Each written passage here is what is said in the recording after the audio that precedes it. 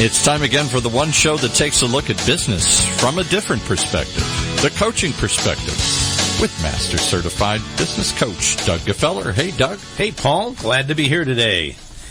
Well, look, we've got in studio with us today Mike Gellman, author and Senior Talent Manager Advisor at SoCalGas, and he's going to share some insights from 15 years as an internal consultant and coach to employees and leaders in corporate and nonprofit organizations. He's the author of the recently released book, Pipe Dreams, 7 Pipelines of Career Success. And our topic is manifesting your pipe dreams, creating career management strategies and opportunities that matter. But before we get to Mike, I'm your host, Doug Gefeller. I've been a Master Certified Coach by the International Coach Federation since 1999. And hey, congratulations to me. I just got an email today saying that for some weird reason they renewed my certification once again. Wow. Have they been listening to the shows? Do they know what you're talking about? No, I'm sure they haven't, or they wouldn't have renewed it.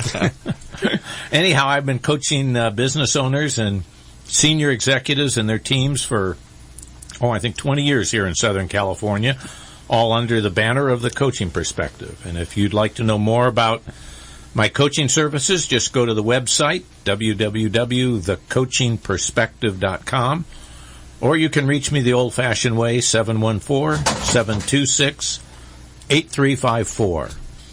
Well, look, let's get to Mike. Mike, welcome to the Coaching Perspective radio show. Hi, Doug. Thank you. Well, we're excited to have you here today, and you've got a lot to share, and I must say I've enjoyed getting to learn a little bit more about you as we got ready for the show over the last couple of weeks. We've connected a few times at ICF meetings, but never really had much of a chance to talk. So thank you very much for making the time commitment. Yeah, absolutely. Well, look, tell us a little bit about what you do. What do you do? Who do you service? You've got 2 businesses going here, at least that I know of. So, sure. So by day, I'm working as an internal coach and organizational development consultant, talent management focus for the SoCalGas company. And so I support business units throughout the company. And so my role has shifted over time as well in my focus. But I run a career coaching and development center for employees and provide coaching to them one-on-one, in groups, as well as training classes on the types of things that they should be thinking about to manage their career effectively within the company. So this is career management for growth within the company, not career transition to get out of the company.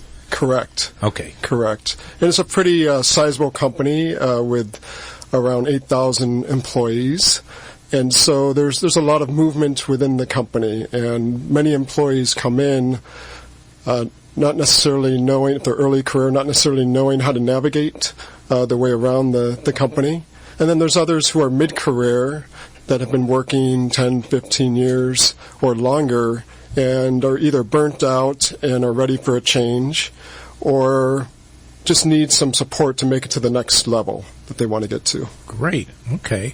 And so you fulfill that function through internal coaching, through organizational development, and through training. All 3? Sure. Yeah. Do you find how effective is it? Well, let me rephrase this.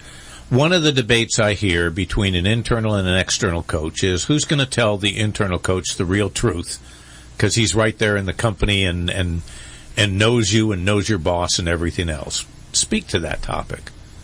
That's actually a great question.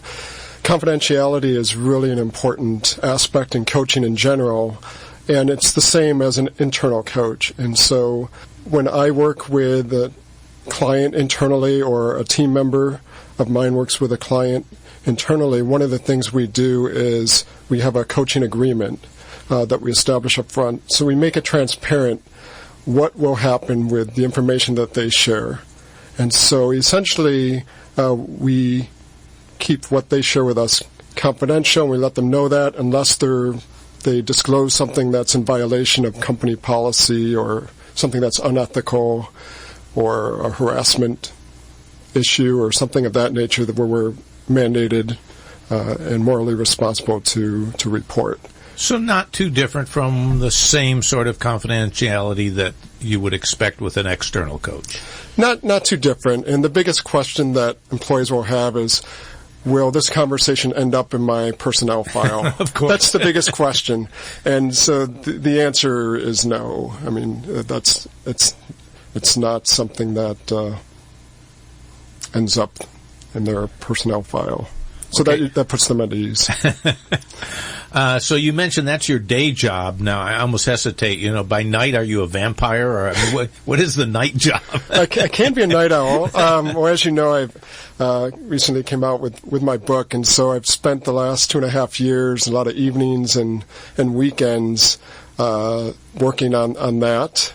Working on that book, as well as doing some pro bono coaching, career coaching in the community as well. Okay, and Mike was kind enough to bring me a copy of his book. I've read some reviews on it. We've talked about it, and we're going to talk more about the book and more about the writing of the book, which kind of fascinated me too as we get into it. In the company, how do people come to you? Do you go looking for people? Do they get assigned to you because they've misbehaved? I mean, how do you end up with the clients, so to speak? Different ways. So we have an intranet where we market the coaching center and the services that we offer. We also send out information, perhaps on a quarterly basis, letting them know about our workshops as well as our we call them career clubs, which is the group coaching. Okay. So that's another avenue. But now that we've been running for about a couple years, word of mouth. We have a lot of managers who recommend their employees, say, hey, you should check out that class, or I know this is important for you, your career growth, and I want to support that. You might want to contact someone at the coaching center for support. So a lot of word of mouth, peers telling peers, as well as managers supporting their employees. I read an interesting statistic recently in the Wall Street Journal that I hadn't heard before. It's called the quitting rate or quitting ratio. And it talked about the number of people that are willing to leave their job without having another job lined up.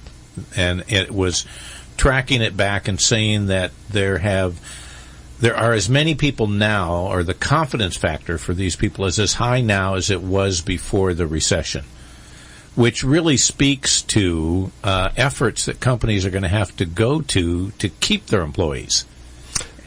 Yeah, I think I read the same report or article. Definitely, as the economy improves, people have more options, or at least feel that confidence factor of pursuing them without a safety net in some cases. I think one of the things, the next phase of our development is integrating coaching into a lot of other aspects of the company. So we integrate it with, for example, with the succession planning process and high potential employees, new employees as they come into the organization, right? So when they come in, do they feel supported ongoing, or do they just attend orientation and then sink or swim, which in many companies, that's often what happens. Yeah. And it's important for us to look for ways to support people beyond initial events. Same with our leadership training as well. We incorporated some group coaching to occur ongoing for participants of our one of our leadership programs. Great. I love to hear that this is being done internally. That's really kind of cool. Well, look, how did you end up in this? What did you do? What did you do wrong before this that you ended up coaching people? In coaching, I've always had an interest in people and been fascinated by what makes them tick. And my initial interest in my early years was just human resources. That's pretty much what I knew. And I was on a mission to humanize the workforce, because I had come across so many experiences where people were being mistreated or disengaged. And so that was an initial spark way back when. But as far as coaching, I had a class in graduate school around career development and testing, so doing assessments. And so that turned me on to the career coaching aspect of things. And I was fortunate enough to work at one of those one-stop career centers. This was back in Massachusetts. And worked with people from all persuasions, from homemakers of 30 years whose husbands just passed away and now they needed to find a way to support themselves, to factory workers who had just gotten laid off and didn't feel that they had any other skills than building widgets of whatever sort, to college students who were searching for what now. Yeah. And I really enjoyed that. I did a lot of coaching and working with people there, and as well as training. And, so this was out of state. How'd you end up here then? Well, I had lived in San Diego prior to that, and before that I was in Cleveland, so I'm originally a Midwestern guy. So started in Cleveland and moved out to San Diego to go to college, San Diego State, and then after working a number of years, went to grad school in Massachusetts. And I knew when I didn't want to walk outside the door 5 steps because it was too cold. In order to get the morning paper, it was time to head back to San Diego. And so I did that, and now I'm in Orange County. Oh, wonderful. Yeah. So you really you covered your education. We hear a lot about successes, but tell us about some of the setbacks that you've had to deal with. Well, there's always certainly setbacks. I can give you a couple with the coaching center that I was referencing earlier. This was the 3rd attempt to get something up and going. So the need's been there a long time among employees. Sure. To have this type of coaching support. And the first time we didn't have enough budget. So we got a team together, we had a plan, and then there wasn't enough budget. So it was a no-go. It's always about the money. And then, being as stubborn as I can be sometimes, I decided, I want to try it again. So we tried again maybe the following year, and we were about a month away from launching, and it was a no-go once again, because from a timing perspective of other initiatives going on in the organization, it just wouldn't have been a great time to introduce something new like that to employees. So at that point, I'd pretty much given up.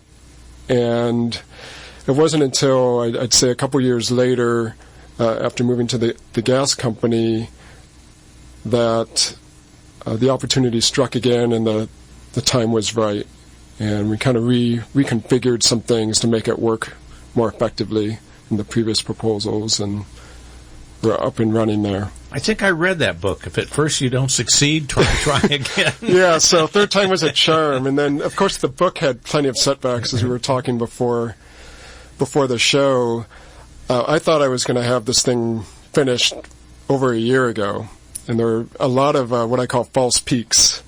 So I don't know if you like to hike at all. Sometimes when you're climbing up and you think you're reaching the summit, and then you reach it and you're like, holy crap. there's another... there's another one behind more. This one, yeah. There's more. And so I had a lot of those along the way. And some of the setbacks included getting feedback about my book. And I'll never forget my best friend reviewing my very first draft. And he said, Mike, I can't finish reading this. It's too painful. I'm finding myself getting so frustrated. Oh, boy. Let me just interrupt. Is he still one of your best friends? He is. It was really difficult.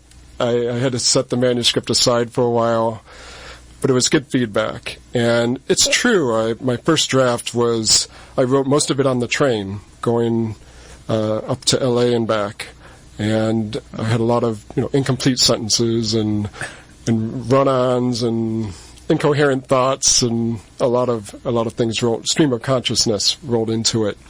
And so it just, in the end, it made me dig deeper.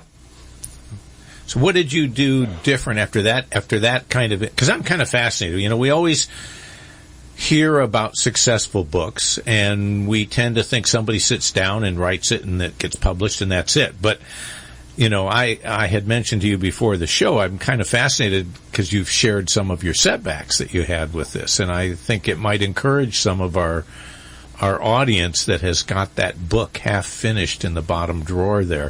What'd you do different after getting that kind of input back? One of the things I did different is I hired an editor, and I knew that I wouldn't necessarily be able to just rely on friends for feedback.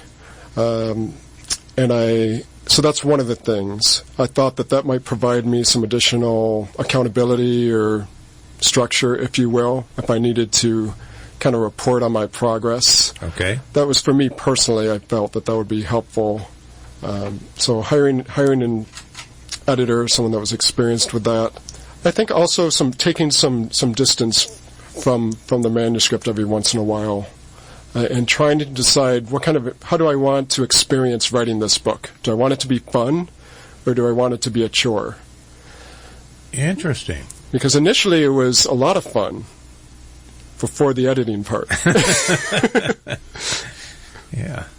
So I think what shifted was keeping that top of mind and writing when I felt inspired, and try not to put too much pressure on myself. So it sounds like maybe that was the opposite of the regimented routine of I sit down between 8 o'clock and 9 o'clock every night, and that's when I write. That isn't what worked for you. No, I tried that. I've talked to other authors, and I heard that that's a best practice, if you will, among authors. And my brain doesn't work that way. I work in spurts of inspiration. And so I might not write anything for a week or two, and then all of a sudden I'm writing for 8 hours straight, until 3 in the morning. You know, I think it's worth pointing out a fact that's so obvious that it gets missed, and that is the definition of best practices. Best practices, in my mind, is what works for you. Mm-hmm. It may not be what worked for somebody else, or what worked for them may not work for you, and I think you bring that point up, and I think it's a good one to look at, whether you're talking about writing a book or doing anything in your life, is identifying how do you work best. Yeah, and that's something I advise my clients as well, my coaching clients, as well as the other thing that got me through the book, but it applies to all of us in our careers and how we transition from one place to another, from where we are to where we want to go, and that's what are we passionate about? That's what carried me through this book, through all the setbacks that I ran through. I mean, there were plenty of others along the way, and working with graphic designers and just learning how to do those types of things. And so with clients as well, something that you're really passionate about at the end of the day that will most often carry you through the difficult times. And again, that's almost such trite advice. Find what you're passionate about. Right. But it is so valid. It is just so valid. It's just difficult for those people who haven't spent the time looking for it. Yeah, and for me, I've always been introspective from a very young age. I've always looked at how I can improve myself and what's important to me and what would be meaningful work to do and things of that nature. And there's many individuals out there who haven't taken that reflection time. Yeah. For whatever. There's no judgment at all. It's just they might be working really hard at what they do, and maybe they've been super successful at that too. And it's not until there's a triggering event that perhaps, gives them pause to stop and say, what do I want to do? What legacy do I want to leave? What lifestyle is important to me? Yeah, and the unfortunate thing is so often the triggering events are usually not happy events. Oftentimes. Well, look, you kind of lead into another question that I've asked every single guest we've ever had on the radio show. And we've never had a duplicate answer yet. So I'm going to ask you, what is your guiding principle? In other words, what experience, what lessons did you learn that sort of is your true north for your work or your life? I would say that it's taking charge of your own career is a big piece of it. That no one's going to care as much about you and your career as yourself.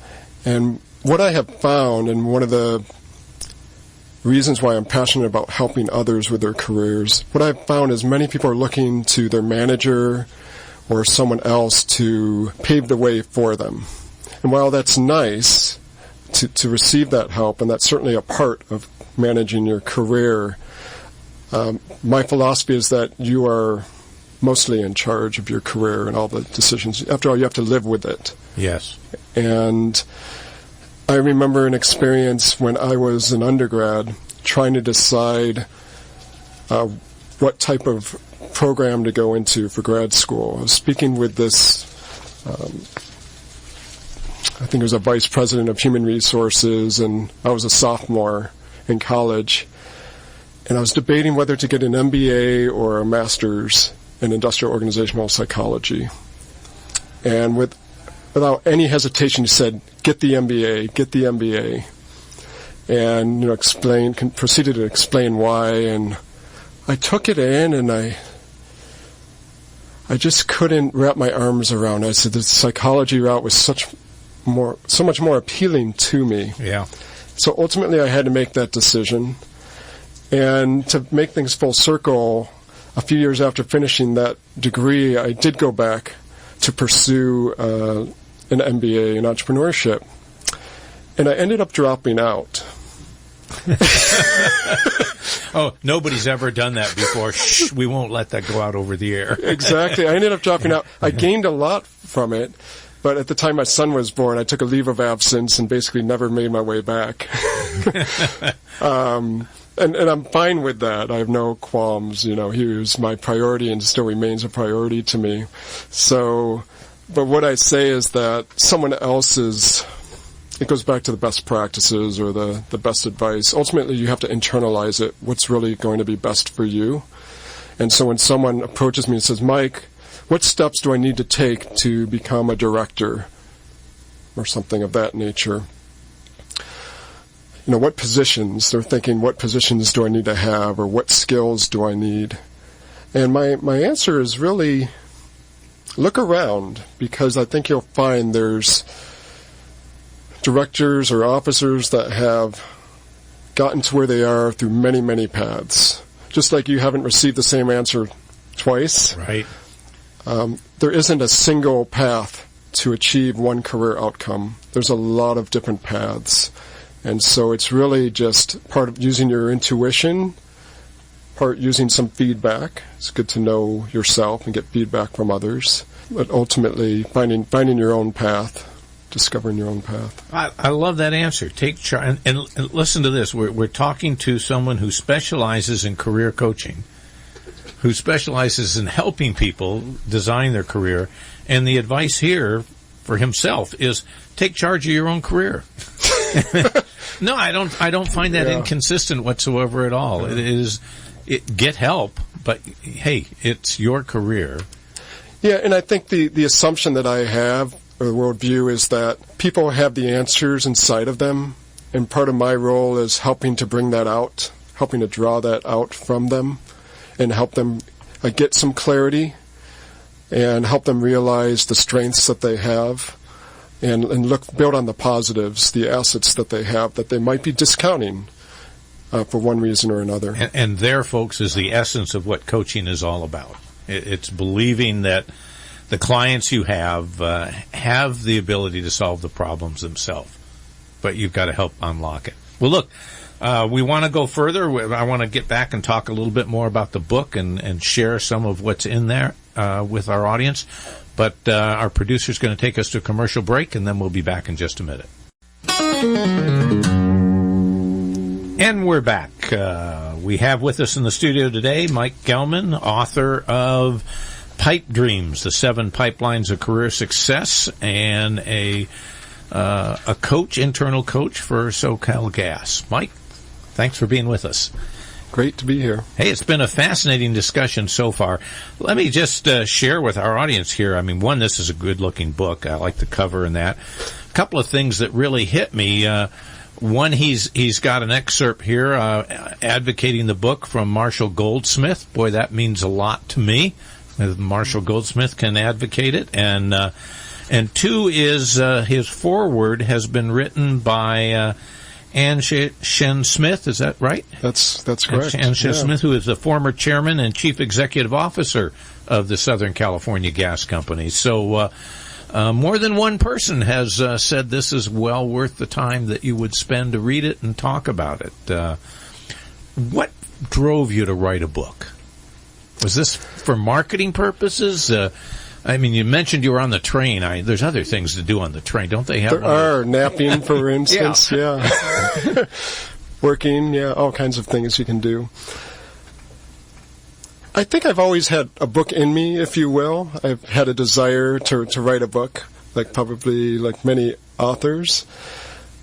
With this, though, what really pushed me to write it was to help clients who oftentimes were mistaken, like a myth. I call it, and in the book I talk about these 10 myths that many employees have. And there's a pattern of employees that in different places I've worked who would say, if I just keep my head down, work hard, oh boy, people will take notice and I'll get tapped on the shoulder for that next great opportunity. And that does happen to some people, but 90% of the time, it's typically things that you need to be doing to get noticed or to take charge of your career. And so there are a lot of things of that nature that my work should speak for itself. Or another myth, yeah. Or my manager's not shopping me around enough. Or I'm too old to restart my career. Ouch. And so these kept coming up over and over again, and I thought, gosh, I really want to find a way to address that. And so what I did is I had criteria for the book. I said, I want to write a book where I don't have to do any research and don't need to cite anything. I said, for better or for worse. Okay. I wanted to draw from my own experience, and so that's what I've done, just from my own personal journey over the years, trials and tribulations over the years of my career, as well as clients that I've worked with, and I've included some of those stories in the book as well. Well, you certainly avoid any copyright issues when you don't research and you don't steal from other people, and you just write your own thoughts. I like that. I like that a lot. So you talk in here about a model. Is that sort of the essence of what your book is based on? So that's the framework, yes. So there's a pipeline model. So since I work for a natural gas company... Oh, of course. I didn't get that connection. Thank you. which I've been there almost 10 years now, and they're part of Sempra Energy, which is the parent company. So I've been with the Sempra family of companies for almost 10 years, and it's been a great organization with incredible employees, incredible leadership. And it's something that, for me, I just felt, that would be a good hook. That would be a good hook. And so I use that as the model and talk about different parts of the natural gas system and pipes and things of that nature as a metaphor, and then draw it to how does that apply to your career. So for example, if you have a leaky pipe, what kind of leaks do you have in your career? And it might be that technically you're very proficient, but you leave dead people in your wake. Yeah. That's what we would call a leak. Okay. So how do you patch that up, or how do you repair that? So I make these back and forth analogies, and the pipeline model is kind of the anchor for that discussion. And who did you write the book for? Who did you envision reading this book? I envisioned for people that I support all the time, I'd say medium individuals, employees who are working in mid-sized to large organizations, whether they're early or mid-career, and even individuals that are later in their career that want to still make a meaningful contribution before they retire. So that's really the target audience. And have you found that have you been surprised by who really is reading the book? What I'm finding is a lot of college students. Really? That's outside what you just described? It is, and I had to think about it. I said, well, that makes sense, because actually a lot of my clients within the company are fresh from school. They had just gotten their MBA or engineering degree, and so that does make sense. Why not have this at the very start of your career early on? And a lot of people in our workshops, and so it's something I had somewhat overlooked, kind of going a little step further while they're in college. Yeah. And I'm finding that I have friends of mine referring this, giving this to their sons and daughters who are in college, and things of that nature. And so, which is great. Why not have a head start? So have you identified another myth there, that people graduating from college know what they want to do with their life? Myth? Yeah, I would say that many of them don't. They might know that first job that they want, but then after they're in that first job, there's a lot of confusion about where they want to go. Yeah. Talk to me about the segment of the population, for lack of a better term, the too old. I'm too old to change. I'm too old to learn. Okay? What are they going to get out of this book? What do you have to say to them about pipe dreams and career success when they've already got 50 years under their belt, or 40 years, or whatever? It's all about choices, in my view. So one is they're typically in a lot of pain or suffering in some way right now, typically, if they're interested in having a discussion around the career. And usually there's some internal resistance to that because of the effort that it would take, or the upheaval it would cause by taking some different steps. And so when I coach those clients, it's basically, I think Dear Abby had a philosophy: how old will you be in 5 years? If you don't do anything, right? Yeah. So I kind of adopted that back then. How do you want to live the remainder of your career? Do you want it to be miserable and just deal with it and check in and check out? You can. That's an option. Or do you want to feel fulfilled and like you're making a positive difference, or whatever is important to you? And if the answer is the latter, then it becomes a discussion around, well, let's explore that a little bit more and find out what is important to you, or what's going to be important to you when you retire, right? Kind of many people don't even plan for they just know they want to retire, but then they're miserable after they retire. Yeah. Because they've identified themselves so much with the career that they've had. I think that, a lot of coaching that I've been requested to help people on lately has been people that are later in their career, and they've made significant accomplishments, and they're burned out, they're bored with it, or they don't want the pace anymore, and they're certainly not interested in retiring. They're healthy, they're vibrant, they're looking for the next challenge, and it's been a lot of years since they had to think about a career change, and they don't use the term career. I mean, it's like, I've had a career. Okay, now do another one. And there's plenty of examples of people out there who have reinvented themselves time and time again.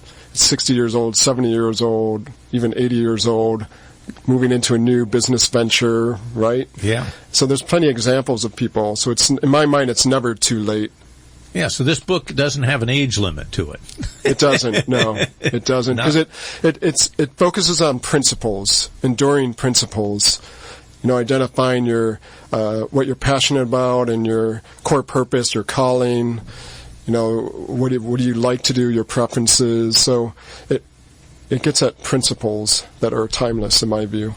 You hit on something that I've been running into a lot lately in requests for people that are working successfully, but come to me and say, I don't have a clear vision of where I'm going. They're not saying I need a new career, but they don't have a vision of where they're going. Is that a big part of the work that you end up doing in this career success? Oh, yeah, absolutely. It's helping them to clarify what that vision is for them. And it usually starts with regards to what's important to them. Yeah. And that brings a level of clarity, and then say, okay, if this is what's important to you, where might this lead you? And helping them to create that vision for themselves, and then helping them to identify the steps that they need to take to realize that vision. If I just 7 pipelines of career success, are there 7 secret sauces here that that you have for success? I wouldn't necessarily say secret sauces, if you will, but certainly there's the passion and purpose, I would say, are at the hub, the core, if you will, of the model. And then there's some preparation to do, and that is part of that's kind of knowing yourself and knowing what you want, understanding what your preferences are. They're all P words. Accidentally or on purpose? Pipeline. We're back to that. Okay. Yeah. So, what are your preferences? So, what types of things are you interested in? What kinds of activities do you tend to gravitate towards naturally, or find yourself doing? Even if it's not a priority, you just find yourself naturally gravitating towards those types of activities or situations or people, whatever it may be. What's your personality like, right? Certain personalities lend themselves better to certain career choices than others. It's not to say that you can't be a bubbly person who's in an accounting career and be successful. You can. I've actually met. Yeah, it might be very helpful. Plenty that have. Stand out. Yeah, you stand out. In fact, it's usually a missing link. They help bridge the connections between that department and all the other departments within the company. Okay. And so I'm not of the mindset that there's only one personality type or anything like that for a particular career. But there are definitely some correlations, if you will, sure, that tend to go. Make it easier. If you're a bubbly personality, something that deals a career more with people, like sales or teaching or things of that nature, you're going to get your needs met more easily that way. And so I look into other aspects of the model. Include their principles and values, which I talked about. Their performance. So oftentimes many employees will overlook their performance, for better or worse. So there might be some strengths that they have that they don't acknowledge, for example, because it's something that comes naturally to them, so they might take it for granted. They don't realize that not everybody can do what they do. Vice versa, some people have development areas or weaknesses that they're not attuned to, and they're not acknowledging, that could be a barrier, a roadblock for them to advance their career. And so I'd speak about the role of performance in their career, and the need to do their current job well, first and foremost, before they are reaching out for the next thing, ideally. Sometimes sometimes it's just not the right fit. Yeah, and I've had that. I had a move where I made a career transition into a community development role, which used a lot of similar skills of facilitation and skills and whatnot in my organizational development background. But what I discovered was that particular, I wouldn't have known unless I tried it, quite honestly. I just discovered that when you get down to the details of it, it wasn't the right fit for me. Okay. Right? So sometimes it's looking at that as well. You mentioned a little earlier assessments. Do you use assessments much in the work that you do, coaching and both career advice here? I do. Well, certainly in the workshop that we do, all the participants take an assessment. So we use the strong interest inventory, which is been around a long time, as you may know, and it's easy for employees to digest. There's a lot of other assessments that I use with clients depending on where they're at. I don't always use an assessment with a client. When I find that it will be helpful for them, I may use something like a DISC profile, or the Berkman method as another great tool, or emotional intelligence, like the EQ assessment. So there's a lot of different assessments out there that I use when I feel it'll be beneficial, but not across the board. Okay, good. Well, look, we've talked about a lot of things here. As we kind of get ready to wrap up, I want to just give you a chance. I have a bad habit of talking over the guests because I get so excited about what you're talking about. So if there's something that you don't feel you had enough chance to make a point on, or I talked over it, or that we didn't cover, what else would you like to share with our audience today? Well, I've enjoyed being here, Doug. Thank you for having me on. I would just say that with regards to the book, I've written it in a way with an honest voice, to not gloss over things that are difficult. And I talk about how do you navigate obstacles, for example, and deal with setbacks, for example. And so I think that can be of value to listeners out there that might be struggling or feeling stuck. That I've written this from kind of my own personal perspective, as well as working with clients, so from both ends of it. And I think, I know there's many coaches listening. I hope. On the call, yeah, perhaps. Maybe not. It might just be those 4 people you were referring to earlier. The family. Exactly. My parents might be listening too.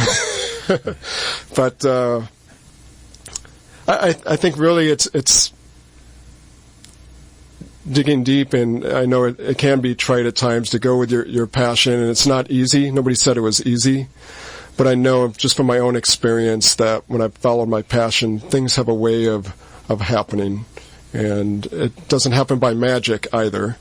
So it's not necessarily the woo-woo. Just have your intention and the universe will respond. In many respects, it does. It can. But in others, there's still steps you need to take to bring things to fruition. Well, thank you. You know, Mike, I just want to mention to the audience that I was talking to Mike, and I see so many applications for this book. I mean, I read a lot, and there's lots of books that are great resources for one specific thing. This book, I think, has a much more universal appeal. I see it not, as you mentioned when you were talking about who your audience was. Sure, for the person that's in the middle of their career, maybe in a medium to large company, it might help them give them some ideas how to navigate successfully to move up the ladder, so to speak. On the other hand, you pointed out that you were surprised that college students just coming out and getting into their career, that hey, they found some real value in reading this and thinking about it as they're getting going. And I was also looking at it with an eye towards coaches, as many coaches find that among the things they're coaching, some of the things that you talk about in this book, you've got great questions in here. And Mike's also got is it a workbook that we're calling it, or a journal? It's a journal. Yeah, there's a journal guide that's available on my website, www.mikegellman.com. And they can download it for free, whether they purchase the book or not. It doesn't matter. And most of the questions are drawn from the book, and it can serve as a great resource for coaches or employees alike to start their own journey. Yeah, that's great. I know as a coach, I frequently look for little cheater sheets of questions that help me in those moments when I go brain dead and I don't know what to ask. So that's great. Well, look, you mentioned your website. How else do people get in touch with you? They could email me at mike@mikegellman.com or through LinkedIn. Okay. Pretty active on LinkedIn, so either of those methods would be the best way to reach me. And they can go to Amazon and buy the book? They can, yeah. It's available on Amazon. It's available on Barnes & Noble as well. Mm-hmm. We still have Barnes & Noble. Okay, great. There's a few of them around. Well, Mike, thank you very much for being with us today. It's certainly been a pleasure. I've learned a lot, and I know our audience probably has too. So, again, I just want to say welcome to the Coaching Perspective radio community. Great. Thanks, Doug. Thanks for having me. Well, look, if you're listening to our podcast, then thank you for visiting our website, thecoachingperspective.com. While you're there, be sure to check out our archives for some of our past shows with some other great guests. And speaking of guests, if you'd like to be on the show, we're always looking for coaches, CEOs, HR professionals, interesting people. So just send me an email, doug@thecoachingperspective.com, and we can talk. And if you missed our previous shows, either our website or you can go to dgefeller, that's dgefeller.podbean.com, and look at 6 years' worth of interesting guests and topics to talk about. Before we sign off, I want to mention again the February ICF Orange County Chapter meeting titled Building Stronger Relationships from the Boardroom to the Bedroom. That's their Valentine's special. With Team Darst. It's February 12th at the Wyndham Hotel in Costa Mesa. So be sure to put that on your calendar. Well, this is Doug Gefeller signing off. I hope you enjoyed the show today, that the discussion has provided you with new ideas and information that you can put to use immediately to identify and achieve your goals and enhance your career. Thank you for listening.